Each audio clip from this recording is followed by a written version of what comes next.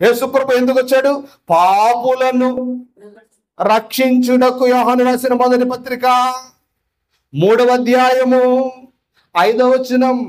యోహాను రాసిన మొదటి పత్రిక 3వ అధ్యాయము 5వ వచనం చదవరా.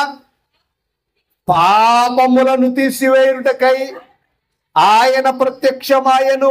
పాపము దేని గురించి మాట్లాడుతున్నాం మనము? పాపము. ఆ పాపం అనేది ఏ రూపములో ప్రారంభించబడింది? ఏదేను వనములో అవిధేయత లేదా తిరుగుబాటు. ఏంటి చెప్పాలి? అవిధేయత లేకపోతే తిరుగుబాటు అనే రూపంలో పాపము ఏదేను వనములో ప్రారంభించబడింది. ఆ పాపం అనే మాటకు హీబ్రూ బైబిల్లో పాపాన్ని గురించి చాలా పదాలు రాయబడ్డాయి. అందులో ఒక పదం పేరు రా.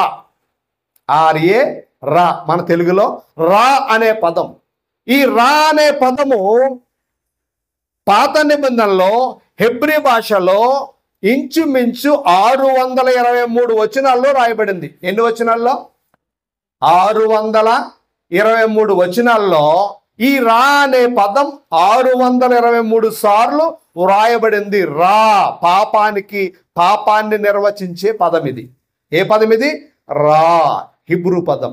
రా అనే మాటకు అర్థం ఏమిటి అని మనం జాగ్రత్తగా ఆలోచన చేసినప్పుడు దేవుని బిడ్డలారా, దేవుని ఆజ్ఞను తీవ్రముగా తిరస్కరించుట. ఎలా తిరస్కరించుట? తీవ్రముగా తిరస్కరించుట. పలానా పని చెయ్యే అని చెప్పనుకోండి, చాలామంది చాలా సింపుల్గా నేను చెయ్యను అంటారు కదా, సింపుల్గా అంటారు. కానీ తీవ్రంగా అనడం ఏంటి? తీవ్రంగా అంటే చెయ్యమన్న వ్యక్తి మీదకి వెళ్ళిపోయి కొట్టే అంత అడావిడి చేయడం. దాన్ని ఏమంటాం? తీవ్రత. రా అనే మాటకు దేవుని ఆజ్ఞను, దేవుడు చెయ్యమన్న పనిని చేయకుండా తీవ్రముగా వ్యతిరేకించుట. ఆ తీవ్రంగా వ్యతిరేకించుట అనే దానిలో ఎన్ని రకాల అనర్థాలు ఉన్నాయి, ఎంత భావం ఉంది. ఈ రా అనే పదములో మిళితమై ఉన్న భావాలను మనం ఒక్కొక్కటి జాగ్రత్తగా పరిశీలన చేద్దాం. అందులో మొట్టమొదటిగా దేవుని బిడ్డలారా, కీర్తన గ్రంథంలో ఈ రా అనే పదాన్ని, పాపము యొక్క తీవ్రత గురించి బైబిల్ ఈ రీతిగా మాట్లాడింది. 141వ కీర్తన 5వ వచనము. 141వ కీర్తన 5వ వచనం చదవండి.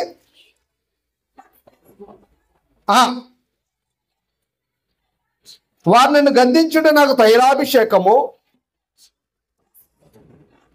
ఇలాంటి అభిషేకమును తోసివేయకుందునుగాక. దుష్టక్రియలు చూచియు నేను తప్పక ప్రార్థన చేస్తున్నాను. ఏమన్నాడు? దుష్ట క్రియలు. ఏ క్రియలు అంట? చెప్పాలి జాగ్రత్తగా. ఏ క్రియలు ఇవి? దుష్ట క్రియలు. జాగ్రత్తగా ఈ మాటలు మనం పరిశీలన చేయాలి. దుష్ట క్రియలు. ఏ క్రియలు చెప్పాలి? దుష్ట క్రియలు చూచి ఏమంటున్నాడు? కీర్తనకారుడు ఏమంటున్నాడు? దావీదు, దుష్ట క్రియలు చూచి నేను తప్పక ప్రార్థన చేస్తున్నాను. దుష్ట క్రియలు అంటే ఏమిటి? రా అనే పదములో ఉన్న భావం ఏమిటి? దుష్ట క్రియలు అనగా దేవుని చిత్తాన్ని తిరస్కరించడం, దేవుని ఆజ్ఞను అతిక్రమించడము, దేవుని కార్యాలను చెడగొట్టడం. దుష్టక్రియలు ఏంటి చెప్పండి? దేవుని పనిని చెడగొట్టడం. ఏ పనిని చెడగొట్టడం? మిరియాం అంది, మోసే ఏంటి ప్రార్థన చేయడం? ఎవరు చేయడు? మోసేనా ప్రార్థన చేయడు?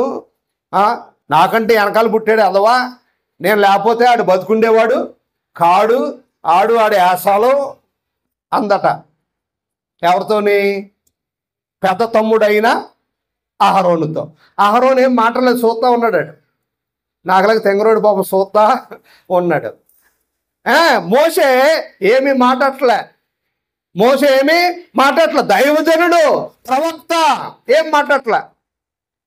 పక్కన భార్య అనుకుంటుంది కదా, భార్యని భర్తనంటే భార్యకి చాలా కోపం వస్తుందండి. చాలా కోపం వస్తుంది రాదా? చాలా కోపం వస్తుంది. ఎందుకు వచ్చిన అలా గొడవ? ఎందుకు?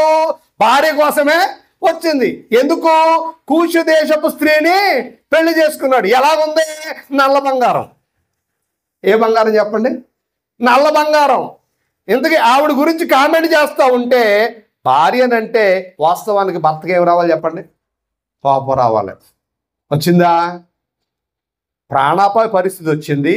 నేను పారిపోయాడు కదా. అప్పుడు అక్క ఏమన్నా కాపాడిందా? అహరోన్ ఏమన్నా కాపాడా? వాళ్ళ బాబు వాళ్ళ అమ్మ ఏమన్నా కాపాడారా? ఎవడో కాపాడలేదు. ఎందుకు? వీళ్ళ పీకలో తెగిపోతాయి. ఏదో వెళ్ళాడు, బతికాడు, బట్టగట్టాడు, ఒక నల్లావుని పెళ్లి చేసుకుని వచ్చాడు. అప్పుడు ఆల్రెడీ పిల్లలు పుట్టారు. అప్పుడు ఏం చేయాలి? ఈ ఆడబడుచులు ఉన్నారా, ఎంత వంకరో వీళ్ళకే. దేవుడు వంకర తీర్చేస్తాడు సుమా. దుష్ట క్రియలు. ఏ క్రియలు? మళ్ళీ తంబూరు అట్టుకుని ఏం పాడింది? పాట పాడింది. బాగానే ఉంది. కానీ దేవుడు, మీరు గమనించాలి, దేవుడు చూశాడు. దేవుడికి నచ్చలేదు. దేవుడు తన ప్రేమించే వారిని ఎవరైనా అంటే ఊరుకుంటాడా? తండ్రి తన పిల్లలను ఎవరైనా అంటూ ఉంటే తండ్రి ఊరుకోగలడా? రండి అన్నాడు అర్జెంట్గా, ఎమర్జెన్సీ మీటింగ్ అన్నాడు దేవుడు. ఏమన్నాడా రాజుగారు? Emergency meeting, come to my place అన్నాడు. అంతే, వచ్చేసారు. అసలు నువ్వేమనుకుంటున్నావు మోసే గురించి? ఎంత బుట్టలో నుంచి నువ్వు దాసి తీసుకొచ్చావంటే అది నీ ఉద్దేశం కాదు, నా ఉద్దేశము. నువ్వేం చేస్తావు? నువ్వు నాతో మాట్లాడడానికి నీకు ధైర్యం సరిపోదు, నీ బ్రతుకు ఆప్ట్రోల్. కానీ మోసే నాతో ముఖాముఖిగా మాట్లాడు. మోసే స్థాయికి నువ్వు ఎప్పటికీ సరిపో. ఒకవేళ వయసులో నీకంటే చిన్నవాడే. దుష్టక్రియలు. చాలా సందర్భాల్లో ఇలాంటి దుష్టులు ఉంటారండి. సంఘంలో సంఘాలని పాడు చేసేవాళ్ళు, సంఘాలు గలిబిలి చేసేవారు, పని చేసేవాడిని వెనక్కి లాగేవారు. ఏదైనా ఒక పని చేయడానికి ముందుకు వచ్చారనుకోండి, వాళ్ళని ఇలాంటి మాటలతో వెనక్కి లాగుతారు. దేవుని బిడ్డలారా, అది పాపము అని బైబిలు చెబుతా ఉంది.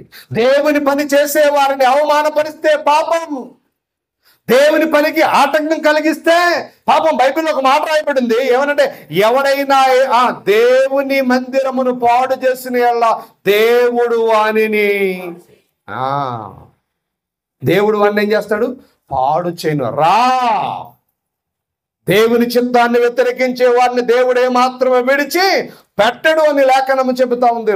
అనే పదము దుష్ట క్రియలు. రెండో పదం ఏంటో చూద్దాము. రెండో పదం నెహెమ్యా గ్రంథము. నెహెమ్యా గ్రంథం మనందరికీ తెలిసిన మాట. 2వ అధ్యాయము 17వ వచనములో నెహెమ్యా యూదులతో మాట్లాడుతూ ఒక విషయాన్ని జ్ఞాపకం చేస్తూ ఉన్నాడు. చదువుదామా? నెహెమ్యా గ్రంథము 2వ అధ్యాయం 17వ వచనం చదువురా. అయితే వారితో నేను ఎట్లా అంటిని, మనకు కలిగిన శ్రమ మీకు శ్రమ. మనకు కలిగిన, మనకంటే ఎవరు? యూదులు. అప్పుడు ఎక్కడున్నారు వాళ్ళు? ఎక్కడున్నారు? చెరలో ఉన్నారు. బబులోను చెర నుండి వాళ్ళు మాదీయ పారసిక చెరలోకి వచ్చారు. అంటే వారు చెరలో ఉన్నారు. ఇప్పుడు నెహెమ్యా అంటున్నాడు, మనకి కలిగిన శ్రమ. ఏమన్నాడు చెప్పండి? మనకు కలిగిన శ్రమ మీకు తెలియను. గమనించాలి, శ్రమ వచ్చిందంటే దాని అర్థం ఏంటి తెలుసా? మనలో ఏముందని అర్థం చెప్పాలి. మనలో ఏముందని అర్థం? పాపం ఉందని అర్థం. శ్రమ 2 రకాలుగా వస్తుంది. ఒకటి, దేవుడు పరీక్షించడం వల్ల శ్రమ వస్తుంది. రెండవది, పాపం ఉంటే శ్రమ వస్తుంది. ఇక నెహెమ్యా అంటున్నాడు, మనకు శ్రమ వచ్చింది. ఎందుకో? వాళ్ళు పాపం చేశారు. ఏం పాపం చేశారు? దేవునిని వారు విసర్జించడం వల్ల దేవుడు వారిని ఐగుప్తు చెరకు అప్పగించాడు. తర్వాత తీసుకుని వచ్చాడు.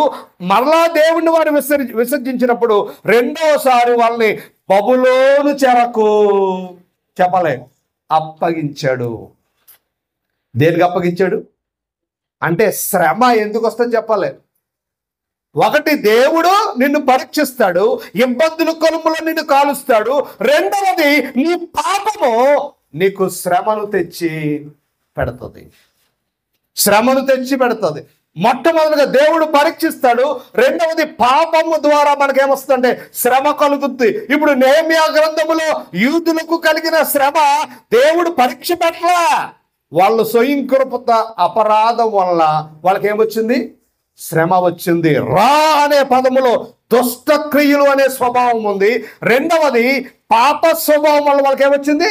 శ్రమ వచ్చింది.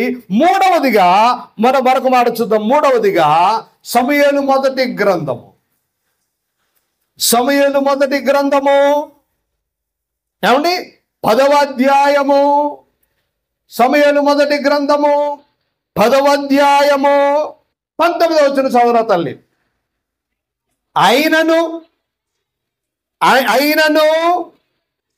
మీ దుర్దశ, ఏ దశ? దుర్దశలన్నిటినీ ఉపద్రవములన్నిటినీ పోగొట్టాడంట. దేవుడు ఏం చేశాడు? దుర్దశ, దౌర్భాగ్య స్థితిలో, దీన స్థితిలో, ఒకప్పుడు తినడానికి తిండి లేని స్థితిలో, బ్రతకడానికి బ్రతుకు తెరువు లేని స్థితిలో, కట్టుకోవడానికి బట్టలు లేని స్థితిలో, బూడిదలో, దరిద్రములో, దౌర్భాగ్యములో ఉన్న స్థితిలో నుండట దేవుడట దీవించిన తర్వాత దేవుణ్ణి మరిచిపోయారట. ఇప్పుడు వాళ్ళని ఏమన్నారు తెలుసా? మాకు దేవుడు వద్దు, మమ్మల్ని ఏలడానికి ఎవరు కావాలి? రాజు కావాలి. నిన్ను దౌర్భాగ్య స్థితి నుంచి పైకి తీసుకొచ్చిన వాడు ఎవరు? దేవుడు. నీ బ్రతుకు మార్చిన వాడు ఎవరు? దేవుడు. తిండి లేని నీకు తిండిచ్చిన వాడు ఎవరు? దేవుడు. చచ్చిపోవాల్సిన స్థితిలో ఉన్న బతికించిన వాడు ఎవరు? దేవుడు. దుర్దశల్లో నుండి నిన్ను పైకి తెస్తే వాళ్ళు అంటున్నారంటే మాకు దేవుడు వద్దు, రాజు కావాలి. ఏం కావాలి? రాజు కావాలట. మనం స్థిరపడ్డాక అదేంటో దేవుణ్ణి నిర్లక్ష్యం చేస్తాం. మనం స్థిరపడ్డాక దేవుణ్ణి మర్చిపోతాం. మనం స్థిరపడ్డాక దేవుడు అంటే మనకు లెక్క ఉండదు. అది కూడా బైబిల్ ఏం చెప్తుంది? పాపము, దుర్దశ అనేది ఒకవేళ నీ జీవితంలో మళ్ళీ వచ్చిందంటే దాని అర్థం ఏంటో తెలుసా? ఒకప్పుడు బాగా బతికి ఇప్పుడు సితికిపోయాడండి అంటారా? ఒకప్పుడు ఎలా బతికాడు? బాగా బతికి చెడినవాడు. ఎవరో బతికి చెడిన వాడి పట్ల ఏం కలుగుద్ది అంటే జనాలకు జాలి కలుగుతుంది. బతికి చెడిన వాడి పట్ల జనాలకు ఏం కలుగుద్ది? జాలి కలుగుద్ది. చెడి బతకడం, ఒకప్పుడు చెడిపోయి ఇప్పుడు బాగా బతుకుతున్నాడు అనుకో, ఆడి మీద ఏం కలుగుద్ది? ఈ అదవేగస్ట్రాలీడికి గతం మర్చిపోయాడు. చెడి గతం మర్చిపోయాడు, అదవేగస్ట్రాలు. కదా. దుర్దశ అంటే మన దౌర్భాగ్య స్థితిని ఎప్పుడు మరిచి, సాల్మన్ రాజు గారు అనేవాడు, నేను రాజమండ్రి ఒక సూట్ కేసు 3 జతల బట్టలతో మన దశ మన స్థితిని మర్చిపోకూడదు. ఎప్పుడు ఏ స్థితిలోకి నువ్వు వెళ్ళినా, నువ్వు ఫ్లైట్ ఎక్కినా, కార్ ఎక్కినా, విలాసవంతమైన బ్రతికినా దుర్దశను నువ్వు మర్చిపోతే అది పాపము అంటుంది బైబిల్. ఏమంటుంది చెప్పండి? రాజుగారు కావాలన్నారు, దేవుడు అన్నాడు ఇచ్చేయి రాజుని అన్నాడు. ఏమన్నాడు అంటే ఎవరు వచ్చారు? సౌలు వచ్చాడు. 40 సంవత్సరాలు ఏపీ తినేహాడు. ఎవరినే? ఇశ్రాయేలుని ఏమన్నా పట్టించుకున్నాడా? 40 సంవత్సరాలు ఇశ్రాయేలు ప్రజలను సౌలు ఏమాత్రం పట్టించుకోలేదు. సౌలు అంచేపు దేనికోసం ప్రయాసపడ్డాడంటే నా పదవి ఎలా కాపాడుకోవాలి, దావీదుని ఎలాగా అన్నట్టు బయలుపోయిందాడు బతుకు. ఇప్పుడు మీకు అర్థం అవ్వాలి, దుర్దశలో నుండి దేవుడు మనల్ని దీవుల్లోనికి తెస్తే, అప్పుడు ఒకవేళ మనం దేవుణ్ణి నిర్లక్ష్యం చేస్తే అది కూడా ఏమంటుంది బైబిల్? పాపము రా. దుష్టక్రియలు చేస్తే పాపము. రెండవది ఏమిటి? రెండవది శ్రమ మన జీవితంలో వచ్చిందంటే పాపము. మూడవది దుర్దశ మన జీవితంలో వచ్చిందంటే పాపము. నాలుగవది ఆదికాండంలో ఒక అద్భుతమైన విషయం రాయబడింది. ఆదికాండము 44వ అధ్యాయము చూద్దామా? ఆదికాండము 44వ అధ్యాయము 29వ వచనంలో యోసేపు అన్నలు యోసేపుతో మాట్లాడుతున్నారు. చదవరా తల్లి. మీరు నా ఎదుట నుండి ఇతనిని తీసుకొని పోవున తరువాత అతనికి హాని సంభవించిన ఎడల నెరసిన వెంట్రుకలు గల నన్ను మృతుల లోకములోనికి దుఃఖముతో దిగిపోవునట్లు ఏం చేస్తున్నాడు? దుఃఖముతో దిగిపోవునట్లు చేదురు. యాకోబు తన కొడుకులతో మాట్లాడుతున్నాడు. ఎవరి గురించి మాట్లాడుతున్నాడు? ఆకరువోడైన, ఏం పేరు ఆకరువోడి పేరు? బెన్యామీనా? ఆకరువోడు గురించి మాట్లాడుతున్నాడు. ఈ ఆకరువోడు తీసుకురమ్మంది ఎవరు? యోసేపు. మీ తమ్ముడు ఎలా ఉంటాడు చూద్దాం, తీసుకురండి అన్నాడు. అంటే ఇప్పుడు వీళ్ళు అడుగుతున్నారు యాకోబుని ఏమని? బెన్యామిన్ని మేము తీసుకెళ్ళాలి, లేకపోతే రాజుగారు మాకేమివ్వడం బియ్యమో ఎవడు అంటే, ఒకవేళ మీరు తీసుకురాకపోతే నన్ను దుఃఖముతో ఎక్కడ తీసుకెళ్ళిపోతారు? పాతాళములోనికి దింపేస్తారు. ఆ అధ్యాయం అంతా చదివితే ఆ చరిత్ర మీకు అర్థమవుతుంది. దాని అర్థం ఏంటి తెలుసా? మన జీవితంలో ఒకవేళ దుఃఖ దినములు వచ్చాయి అంటే మనలో పాపం ఉన్నదని అర్థం. ఏమున్నదని అర్థం? మన జీవితంలో దుఃఖ దినములు, ఎవరు ఓదార్చలేని దుఃఖము, ఎవరు తీయలేని బాధ, చాలా మంది అంటారు కదా, నా బాధను ఎవరు తీయలేరు, నా దుఃఖాన్ని ఎవరు తీయలేరు అని అంటున్నామంటే దాని వెనకాల ఏముంది? పాపము దాగి ఉన్నది. ఏమి దాగుంది? ఆల్రెడీ యాకోబు జీవితంలో దుఃఖం ఉంది. ఏమిటా దుఃఖము? యేసేమో చనిపోయాడు. యేసేపు చనిపోవడానికి కారకులు ఎవరు? ఆ కొడుకులే. ఆ కొడుకులు క్షమించాలి, దావీదుకి, యాకోబుకి ఏమి ఇచ్చారంటే దుఃఖాన్ని మిగిల్చారు. జాగ్రత్తగా మనం ఆలోచన చేయాలి దైవజనాంగమా. తీర్చలేని దుఃఖము మనల్ని వెంటాడుతూ ఉందంటే మనలో ఏముందని అర్థమో తెలుసా? పాపం ఉన్నదని. అందుకనే పౌలు అన్నాడు, ఆనందించుడి మరలా చెప్పుదును. ఓ పక్కన చెయ్యి నరుకుతా ఉంటే చర్మము ఒలుస్తూ ఉంటే, ఒలుస్తూ ఉంటే చర్మము ఒలుస్తూ ఉంటే దేవుని కొరకు పాటలు పాడిన వారు ఆయన శిష్యులు, దేవుని బిడ్డలారా. తల్లకిందులుగా సిలువ వేసి మేకులు కొరడాలతో కొడుతూ ఉంటే పాటలు పాడిన వాడు పేతురు. మరణములో కూడా వారు ఆనందాన్ని అనుభవించారు. కారణం ఏంటి తెలుసా? పాపం ఉన్నవాడిలో దుఃఖం ఉంటుంది, పాపం లేనివాడిలో ఆనందమా ఉంటది. దుఃఖం ఉన్నది అంటే నీ జీవితంలో దాని అర్థం ఏంటి తెలుసా? దాని వెనకాల ఆ బ్యాక్ డ్రాప్ లో పాపము ఉంది. దాన్ని మనం ఏం చేసుకోవాలంటే తుడిచి వెయ్యాలి. రానే మాటకు అర్థము, ఎవరైతే దుఃఖముతో నిండిపోయారో వాళ్ళ జీవితంలో పాపం ఉన్నదని వాక్యము స్పష్టంగా చెబుతా ఉంది. కొంతమంది మాట ఇప్పితే కొల ఇప్పేస్తారండి. అది ఏడవడం వేరు, దుఃఖం వేరండి, రెండు ఒకటి కాదు. కొంతమంది మాట ఇప్పితే చాలు కొలాయి ఇప్పేస్తారు. అది పాపం కోసమా? అది సహజంగా వాళ్ళ జీన్స్లో అలా ఇప్పేస్తే ఏమి అనరని, అలా ఇప్పేస్తే ఏమి అంటాడు. కానీ దుఃఖం అనేది వేరు, దుఃఖం అనేది వేరు, దేవుని బిడ్డలారా. ఆ దుఃఖాన్ని ఎవడు ఓదార్చలేడు, ఆ దుఃఖాన్ని ఎవడు తీయలేడు. దుఃఖము పాపానికి సాదృశ్యంగా ఉన్నదని లేఖనం చెబుతా ఉంది, దేవుని బిడ్డలారా. ఇంకా మనం ముందుకు వెళితే ఒక అద్భుతమైన మాట కనబడుతుంది. సంఖ్యాకాండములో 11వ అధ్యాయము 11వ వచనములో ఒక ఉపద్రవం జరిగింది. చూద్దాం. సంఖ్యాకాండము 11వ అధ్యాయము 11వ వచనం చదువుదామా? కాగా మోషే యెహోవాతో ఇతన్నెను, నీ వేళ నీ సేవకుని బాధించితివి. మోషే గారు అడుగుతున్నాడు ఎవరినే? దేవుణ్ణి. ఏమని అడుగుతున్నాడు? నీ సేవకునైన నన్ను నువ్వెందుకు బాధిస్తున్నావు? నేను మిమ్మల్ని ప్రశ్న అడుగుతున్నాను, దేవుడు మనల్ని బాధిస్తాడా? ఎవరు మాట్లాడలేదండి, బాధించరు కదా. మరి ఎందుకు అడుగుతున్నాడు మోషే? అసలు అక్కడ ఏం జరిగింది? మొదటి వచనం చదవరా. జనులు ఆయాసమును గూర్చి, నడవలేక ఆయాసపడ్డారు. ఆయాసం వచ్చిందంట. ఏమొచ్చింది చెప్పండి? మనం ఎవరింటికన్నా హౌస్ విజిటింగ్ రండి అన్నాం అనుకోండి, కొంతమంది 2 ఇళ్ళు తిరిగి జంప్ అయిపోతారు. ఎందుకు? వాళ్ళకి ఆయాసం వచ్చేది. మౌనిక ముందుగా నడిచేస్తుంది అనుకో, పిల్లగా ఒకటి నడిచేస్తుంది, మనం అర్థం ఏంటి అని తీసుకున్నాం అనుకో, దాన్ని ఏమంటుంది బైబిల్? ఆయాసము. అలాగే ఆయాసపడ్డారంట ఎవరో? ఇజ్రాయేలీలు. ఇదేంటిది? దేవుడు అరణ్యంలోకి తీసుకొచ్చాడు, ఎంత దూరం నడిపిస్తారు, ఇక్కడ ఇల్లు లేదు, వాక లేదు, తిండి లేదు, తెప్పలేదు. దేవుడు కోపం వస్తే ఒక్కొక్కడు చచ్చిపోవడం మొదలు పెట్టేశారంట. చచ్చిపోవడం మొదలెట్టి చచ్చిపోతున్నారు అనగానే జనంలో ఒక రకమైన భయం ఏర్పడిపోయింది. మోషే కోపం వచ్చింది. దేవా, నీ సేవకునైనా నన్ను బాధ పెడతావా? దేవుడు నిన్ను బాధ పెడుతున్నాడంటే నీలో పాపం ఉందని అర్థము. దేవుడు నన్ను బాధపడుతున్నాడంటే నాలో ఏముందని అర్థమో? పాపము లేకుండా దేవుడు ఏ మనిషిని బాధ పెట్టడు. దేవుడు బాధ పెట్టడానికి 2 కారణాలు ఉంటాయి. ఒకటి, పరీక్షించడానికి బాధ పెడతాడు. రెండవది, మన పాపాన్ని బట్టి బాధ పెడతాడు. రా అనే పదానికి ఒక నిర్వచనం ఏమిటంటే, ఒక వ్యక్తి జీవితంలో బాధ ఉందంటే ఒకటి దేవుని పరీక్ష అయ్యేనా ఉండాలి, రెండవది అది పాపమై ఉండాలి అని లేఖనం ఎంతో స్పష్టంగా చెబుతా ఉంది దైవజనాంగమా.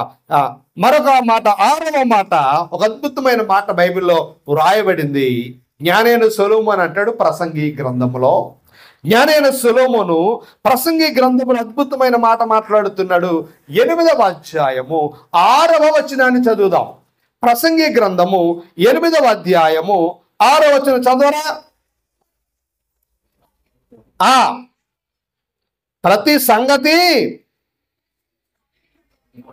ఏర్పడి ఉన్నది ఏది అనగా, లేని ఎడల మనుషులు చేయు కీడు బహుభారమగును.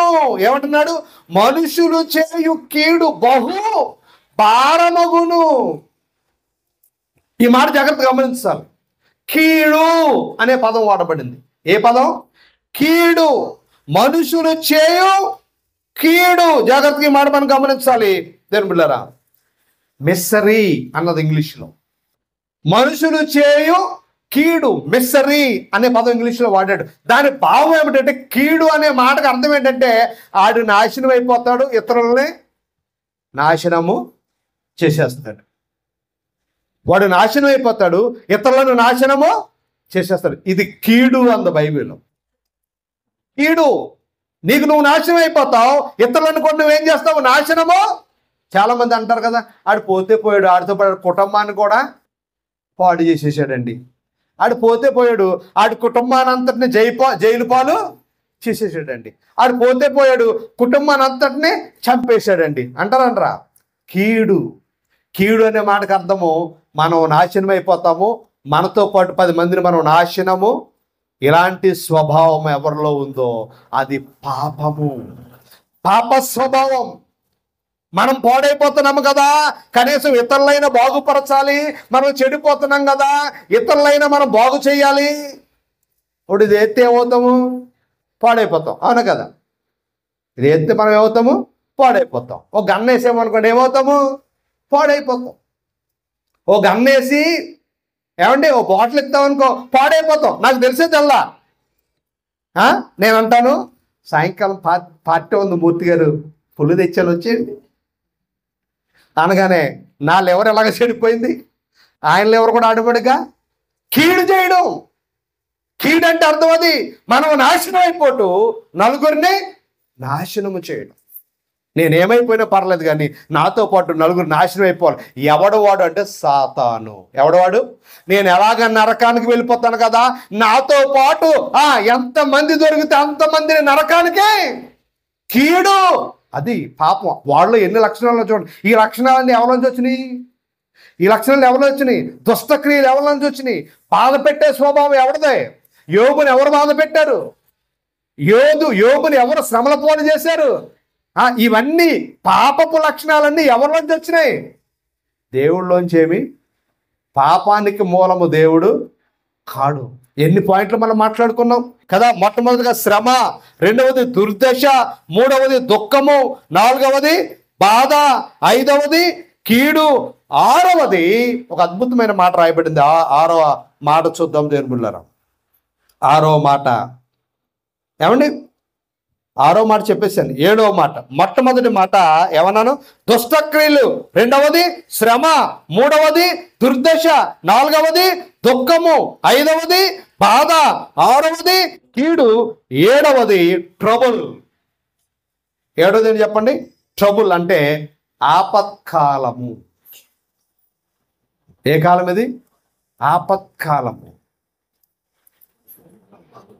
జగత్కి మాట మనం గమనించాలి. ఆపత్కాలం సడన్గా మన జీవితంలో వస్తుందా? నేను మిమ్మల్ని అడుగుతున్నాను. ట్రబుల్స్ మన జీవితంలో ఉత్తినే వచ్చేస్తాయా? ఈ మధ్యన ఎక్కువ ట్రబుల్ ఫేస్ చేస్తున్నానండి అంటామా మనం? అంటామా?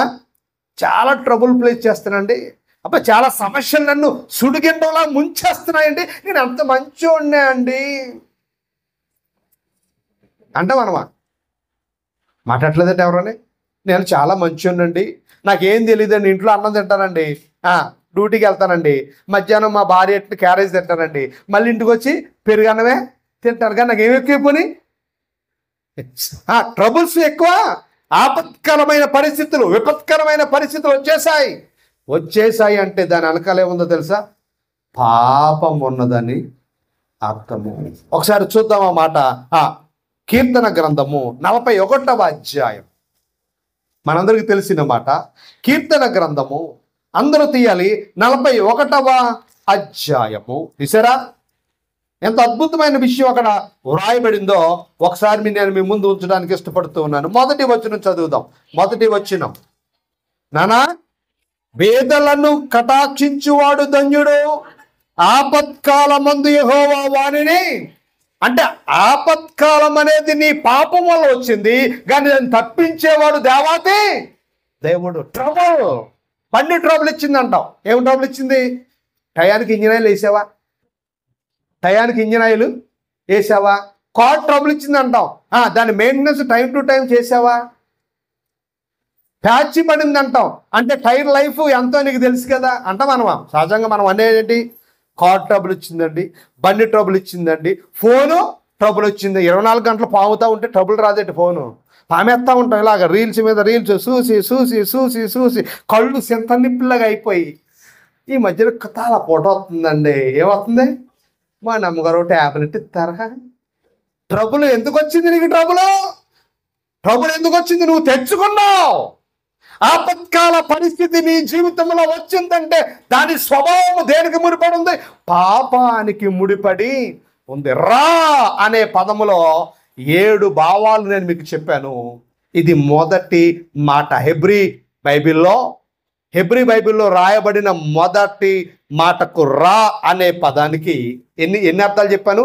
ఈ 7 అర్థాల యొక్క భావం ఏమిటంటే దేవుని ఆజ్ఞను, ఏ ఆజ్ఞను? దేవుని ఆజ్ఞను తీవ్రముగా వ్యతిరేకించుట. రా అనే పదానికి అర్థం ఏంటి చెప్పండి? దేవుని ఆజ్ఞను తీవ్రముగా వ్యతిరేకించుట. ఆ పదానికి ఈ 7 భావాలు చెప్పబడి ఉన్నవి. అవి మనకు ఎలా కనబడవు అంటే పాపముగా కనబడవు. కానీ ఇది పాపమని ఈ రా అనే పదం బైబిల్లో 600, పాత నిబంధన బైబిల్లో, హెబ్రీ బైబిల్లో 623 సార్లు ఈ పదం వాడబడింది.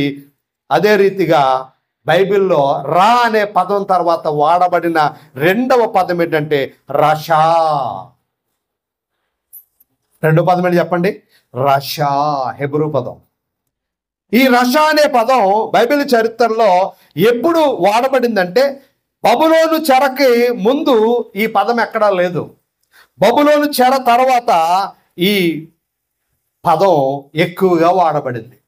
బబులోనుకు చెరక ముందు ఈ పదం వాడబడింది, కానీ చాలా అరుదుగా 1-2 సార్లు అన్నట్టుగా వాడబడింది. కానీ బబులోను చెర తర్వాత రష అనే పదం ఎక్కువగా వాడబడింది. దేవుని బిడ్డలారా, ఈ రష అనే పదానికి ఈ పదం ఎక్కడెక్కడ ఎక్కువగా వాడబడింది అంటే బైబిల్లో యెహెజ్కేలు గ్రంథంలో ఎక్కువగా వాడబడింది, సామెతల గ్రంథంలో ఎక్కువగా వాడబడింది, కీర్తన గ్రంథంలో ఎక్కువగా వాడబడింది. ఈ రష అంటే పాపమును గూర్చి మూలమైన ఈ పదం ఈ 3 గ్రంథాల్లో ఎక్కువగా వాడబడింది. దేవుని బిడ్డలారా, దాని భావాన్ని మనం జాగ్రత్తగా ఆలోచన చేసినప్పుడు రష అనే మాటకు అర్థం ఏంటంటే విడదీయుట. ఏం చేయుట? మంచి స్నేహితులు కొంతమంది భలే విడదీసేస్తారు. మంచి భార్యాభర్తలు కొంతమంది చాలా సింపుల్గా విడదీసి ఆనందిస్తూ ఉంటారు. వాళ్ళిద్దరు భలే కొట్టుకుంటారు, వాళ్ళిద్దరు భలే విడిపోయారు. కుటుంబాలను విడదీసేస్తారు, స్నేహితులను విడదీస్తారు, బంధువులు విడదీస్తారు. ఏమన్నాడు? చోద్యం చూస్తూ ఉంటారు. రష అనగా విడదీయుట. 2వది దేవుని బిడ్డలారా, సరి అయిన విధముగా నియంత్రించకపోవడం. రష అనే పదానికి అర్థం ఏంటి చెప్పనా?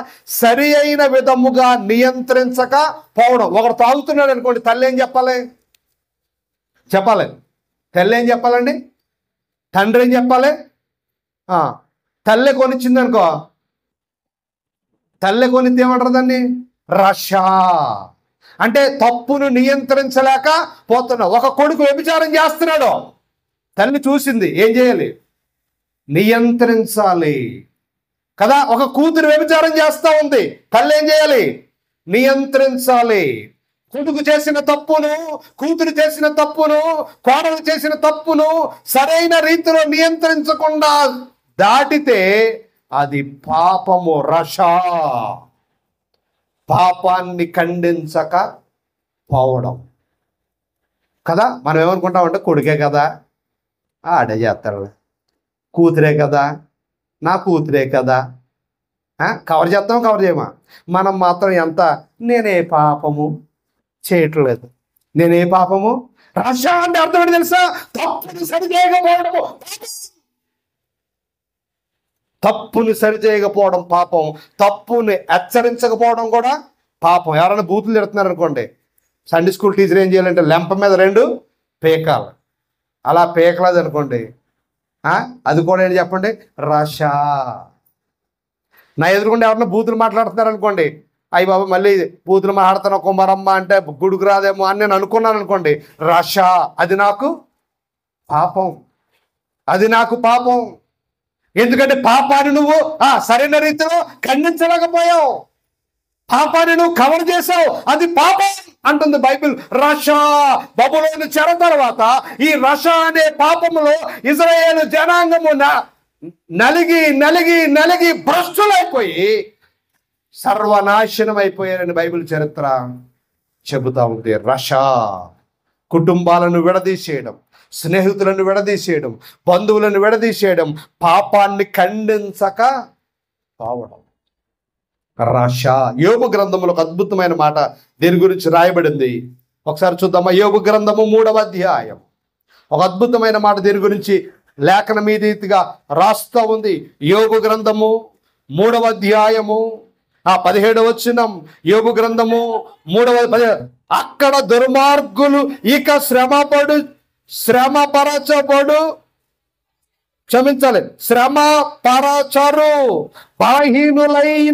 బలహీనులై అలసిన వారు విశ్రాంతి నొందరు. దుర్మార్గులట, దుర్మార్గులు ఏమవుతారు? ఇక శ్రమపరచబడరు అని అనుకుంటామట. బలహీనులైన వారు, అలసిన వారు విశ్రాంతి నొందుదురు అని అనుకుంటామట. కానీ దుర్మార్గులకు కాలం దగ్గరగా ఉంది. దుర్మార్గులు అంటే ఎవరు తెలుసా? పాపాన్ని ప్రోత్సహించేవారు, అబద్ధాన్ని ప్రోత్సహించేవారు, అన్యాయాన్ని ప్రోత్సహించేవారు, దుర్మార్గాన్ని ప్రోత్సహించేవారు, తప్పుని ప్రోత్సహించేవారు. వాళ్ళకి అంతము సమీపముగా ఉంది. ఎందుకంటే వాళ్ళు రషాలో ఉన్నారు. దేనిలో ఉన్నారు? పాపములో ఉన్నారు. కాబట్టి వాళ్ళ అంతము దగ్గరగా ఉంది. వాళ్ళ అంతం ఎలాగుంటుందో ఎవరికి తెలీదు అంటుంది బైబిల్. రష. విడదీసే స్వభావం, సంఘాలను విడదీసే స్వభావం, కుటుంబాలను విడదీసే స్వభావం, జీవితాలను విడదీసే స్వభావము, మనుషులను విడదీసే స్వభావము రష. పాపాన్ని ఖండించలేని స్వభావము రష. లేఖనము చెబుతా ఉంది దేవుని బిడ్డలారా. మూడవ పదాన్ని మనం ఆలోచన చేసినప్పుడు రష అనే మాటకు 3వ మాట ఏమిటంటే దుష్టత్వం. దుష్టత్వము అనే మాటకి అర్థం ఏమిటంటే పాపములో ఆనందించడం. కొంతమంది బూతులు తిట్టి ఆనందిస్తారు, కొంతమంది పిల్లల్ని అంటారు తిట్టు అంటే ఆడు రకరకాల భాషలు మాట్లాడుతుంటే వీళ్ళ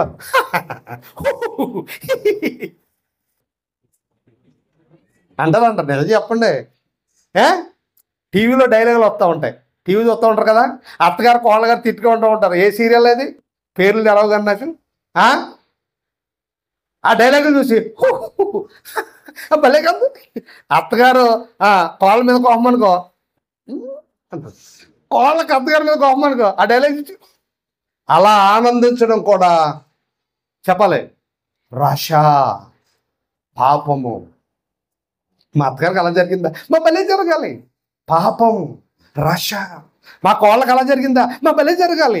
రష, పాపం. ఆ పాపం వల్ల ఇశ్రాయేలు జాతి నాశనం అయిపోయింది. ఇశ్రాయేలు జాతి పతనం అయిపోయింది. చరిత్రలో ఎన్నో ఆధారాలు మనకు కనబడుతున్నాయి. రష. యెషయా గ్రంథంలో అంటాడు. ఆ మాట చదువుకుని మనం ముగింపులకు వెళ్ళిపోదాం. యెషయా గ్రంథము ఒక అద్భుతమైన మాట మీ ముందుంచి నేను ముగింపులోకి వెళ్ళాలని ఆశపడుతూ ఉన్నాను.